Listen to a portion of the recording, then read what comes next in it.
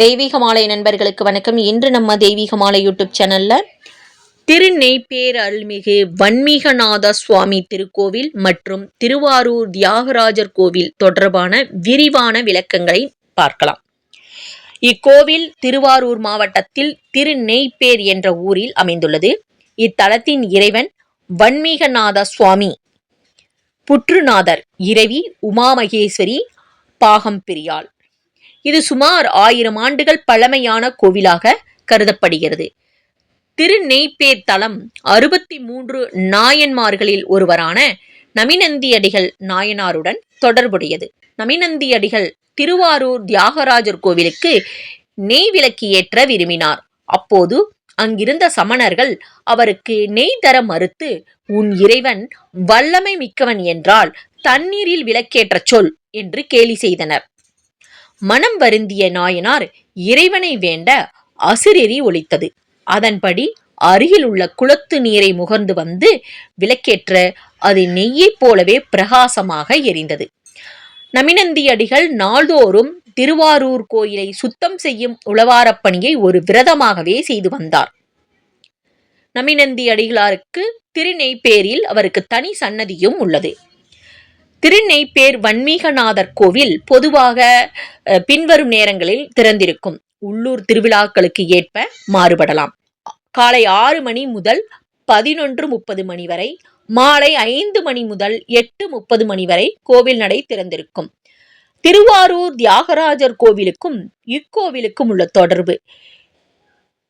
இந்த 2 கோவில்களும் வெவ்வேறானவை, ஆனால் மிகவும் நெருக்கமான புராண தொடர்பு கொண்டவை. இருப்பிடம் திருவாரூர் தியாகராஜர் கோவில் மூலவர் வன்மீகநாதர் திருவாரூர் நகரின் மையத்தில் உள்ளது.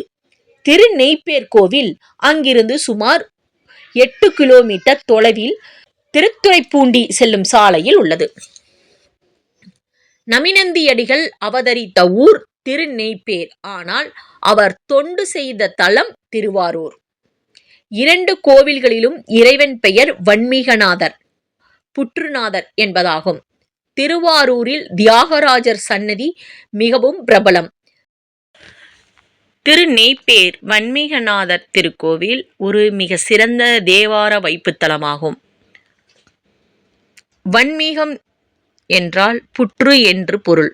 சிவபெருமான் இங்கே புற்று வடிவில் புற்றிடங்கொண்டார்.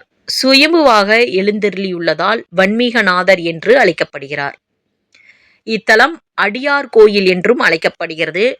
நாயன்மார்களில் ஒருவரான நமநந்தியடிகள் திருவாரூர் தியாகராஜரை தரிசிக்க செல்லும் வழியில் இக்கோயிலுக்கு எதிரே தங்கியிருப்பதாக கூறப்படுகிறது. இறைவன் திருநாமம் மற்றும் ஊரின் பெயரில் உள்ள நெய் என்பது இறைவனுக்கு நெய்யால் அபிஷேகம் செய்து பேறு, அதாவது நன்மை பெற்ற தலம் என்பதை குறிக்கின்றது. உழவாரப் பணி என்பது திருநாவுக்கரசர் காட்டிய வழியாகும். என் கடன் பணி செய்து கிடப்பதே என்ற வாக்குப்படி கோவிலின் தூய்மையை பராமரிப்பது இறைவனுக்கு செய்யும் மிக உயரிய தொண்டாகும் கருதப்படுகிறது.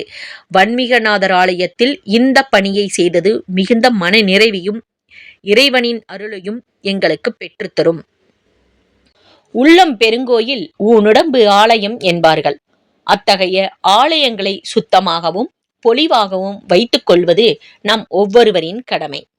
பழமையான கோவில்களில் மண்டபங்கள், சுற்றுப்பாதைகள் மற்றும் நந்தவனங்களில் உள்ள புதர்கள், குப்பைகளை அகற்றி இறைவனின் இருப்பிடத்தை தூய்மையாக பராமரிப்பது நம் ஒவ்வொருவரின் கடமையாகும். வயது, ஜாதி பேதம் பார்க்காமல் சிவதொண்டில் ஆர்வம் உள்ள அனைவரும் இதில் பங்கேற்கலாம்.